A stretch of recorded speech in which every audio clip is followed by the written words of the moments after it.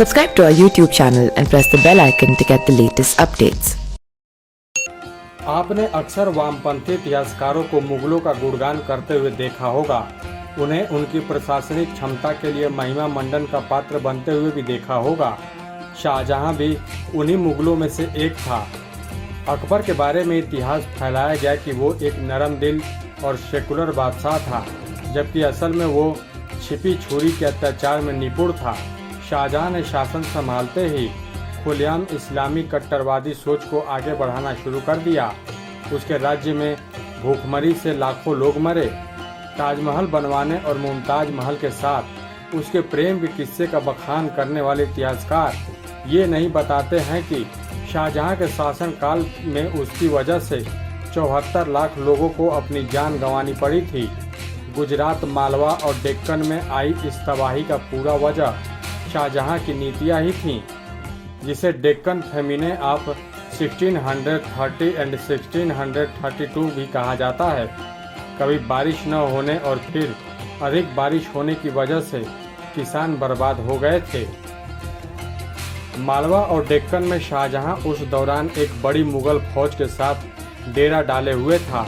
मालवा के मुगल कमांडर ने निजाम शाह और आदिल शाह की डेक्कन फौज के साथ हाथ मिला लिया था, जिसके बाद पूरा का पूरा क्षेत्र बड़ी तबाही से गुजर रहा था, जिसका परिणाम ये हुआ कि किसानों की फसलें बर्बाद हो गईं। मौसम प्रतिकूल तो था ही, भूखमरी और अकाल के कारण लोग मरने लगे। प्लेग सहित कई रोगों ने संक्रमण की जाल में पूरा क्षेत्र को घेर लिया। जो भूख से नहीं मरे उन्हें महामारी ने निगल लिया। 30 लाख लोगों की अकेले गुजरात में निधन हो गया। डच इतिहासकारों की माने तो सन 1631 खत्म होते होते 74 लाख लोग काल के गाल में समा गए थे। नीदरलैंड्स के यूनिवर्सिटी ऑफ एम्स्टर्डम की रिया विंटर्स और London state natural history museum के जूलियन ह्यूमो ने रिसर्च गेट पर प्रकाशित एक शोध पेपर में इसे लेकर कई बड़े खुलासे किए हैं और साथ ही इसमें कई ऐतिहासिक साक्ष्य भी दिए गए हैं। उस दौरान कुछ विदेशी सूरत आए थे, जिनकी लेखनी के अनुवाद में इस अकाल की विभत्सा का पता चलता है। उन विदेशियों ने लिखा है कि कैसे सूरत में हजारों लोग मारे गए थे। लोग इतने भूखे और गरीब हो गए थे कि एक दूसरे को ही खाने लगे थे। एक महिला तो अपने ही बच्चों को खा गई। एक दोस्त दूसरे दोस्त को खा रहे थे। एक महिला की कहानी भी आती है जिसमें वो काफ़ी गरीब थी। जो भूख से बेहाल उस महिला ने अपने 7 बच्चों को मार डाला और उनको खा गई। उस महिला ने अपने भतीजे पर भी पीछे से तलवार से वार करके उसे मारना चाहा, लेकिन वो किसी तरह से वहां से बच निकला और प्रशासन से इसकी शिकायत कर डाली। प्रशासन ने उसे सजा भी दी। सजा के रूप में उस महिला को तलवार से टुकड़े टुकड़े काट डाला गया। जानवरों, खासकर हाथियों के मल में भी लोग अन्न के दाने खोज रहे थे। भोजन की कमी का ये आलम था कि एक व्यक्ति के बारे में डच व्यापारी बताते हैं कि उसे काटकर उसके फेफड़े और लीवर को भी लोग खा गए थे। किसी ने पकाकर तो किसी ने कच्चा ही खाया था।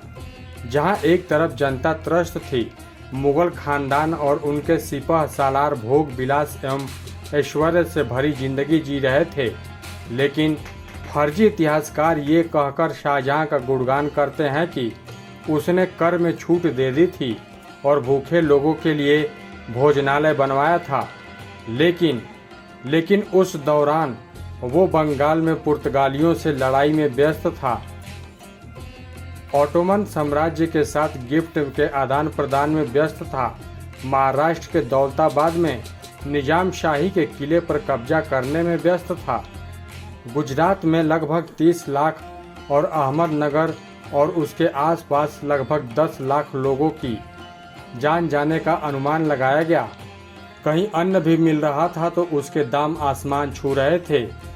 जबकि एक दूसरे रिसर्च में बताया गया कि किस तरह गुजरात की सड़कों पर इंसानों का शव बिछा हुआ था। इन शवों के कारण सड़कों पर चलना मुश्किल हो गया था। कृषकों की हालत शाहजहां के पूरे शासनकाल में बदल रही थी। अब्दुल हमीदी लाहौरी ने इस अकाल का वर्णन करते हुए लिखा है कि लोग घोर यातनाओं का सामना कर रहे थे। जब ये सब हो रहा था तब 1632 ईस्वी में शाहजहां ने ताजमहल की आधारशिला रखी। उसने लिखा है कि किस तरह एक रोटी के लिए लोग अपना जीवन तक बेचने के लिए तैयार थे, लेकिन इतनी बदतर स्थिति भी कोई खरीदने वाला नहीं था। उसने लिखा है कि कभी दूसरों को दान देने वाले भी आज अन्न के दाने दाने के लिए हाथ फैलाने को मजबूर हो गए थे। शाहजहां ने लोगों में रुपए जरूर बांटकर इतिश्री कर ली, लेकिन मृतकों की संख्या असंख्य थी। शाहजहां को तब गद्दी पर बैठे 5 साल ही हुए थे। इसी तरह शाहजहां के शासन के अंतिम कुछ साल भी उत्तराधिकार की लड़ाई के कारण अशांति भरे रहे। मुगल बादशाह शाहजहां के बारे में कई विदेशी इतिहासकारों ने दावा किया है कि उसने अपनी ही बेटी जहां आरा बेगम से रिश्ता बनाए थे। जहां आरा बेगम उसकी सबसे बड़ी बेटी थी। दारा शिकोह और औरंगजेब की बड़ी बहन कहा जाता है कि जिसने जहां आरा बेगम का निकाह भी नहीं होने दिया था।